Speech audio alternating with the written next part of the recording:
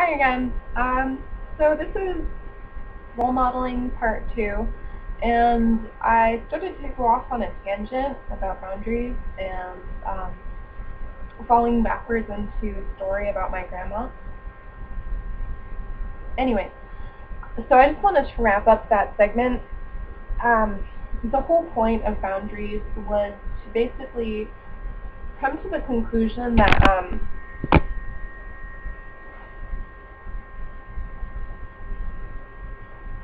sorry. Sometimes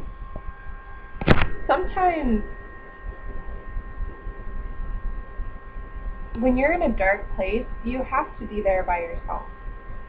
And whether or not your role model is alive or available isn't an option that you can pull from. In fact, sometimes your greatest role model is going to put a lot of distance between themselves and you intentionally because of how you're behaving. And it's not that they don't like you, it's that you're in a place,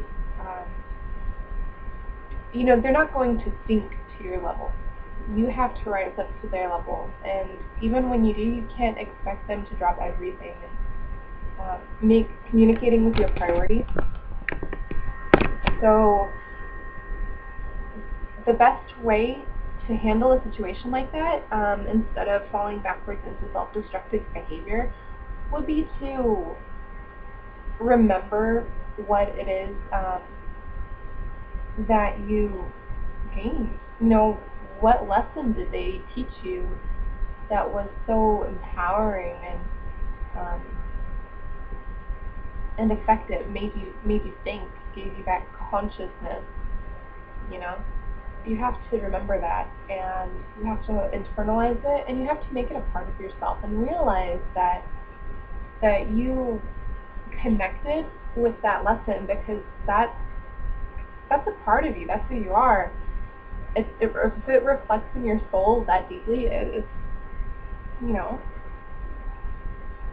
something that it's a concept that you value, and it's not something that, nuggets of wisdom aren't things that people own and can entitle themselves to. It becomes common sense. Really, wisdom should be common sense, and you don't have to fall backwards onto a mentor to appreciate the wisdom. And if someone outwardly rejects you, which has happened to me a couple times, and I'm thankful for that. I don't want to get into that, but when you're being rejected, don't take it personally. Acknowledge what you've gained from that relationship and from that experience, and then move forward. It's not always easy, and God knows none of us are perfect. We all make mistakes. Sometimes a few times. But there's a lot to be gained, and never give up. So anyways, moving forward, let me see what I have on my list here. Expectations. I don't know, I feel like I kind of covered that in my tangent just now. And then I have, okay, the last thing I wrote down is transitioning from a follower into a leader. I think that ties in really with the whole letting go of the mentor and internalizing the wisdom. Really, it's a matter of knowing what your virtue is, knowing what you believe in, and living by it.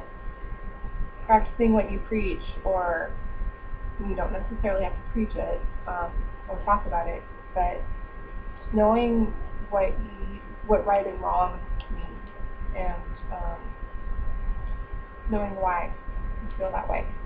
And once you have that internalized, that's when you become a leader, and You know, even if no one else notices, if you can notice the changes that you're making, you're leading yourself.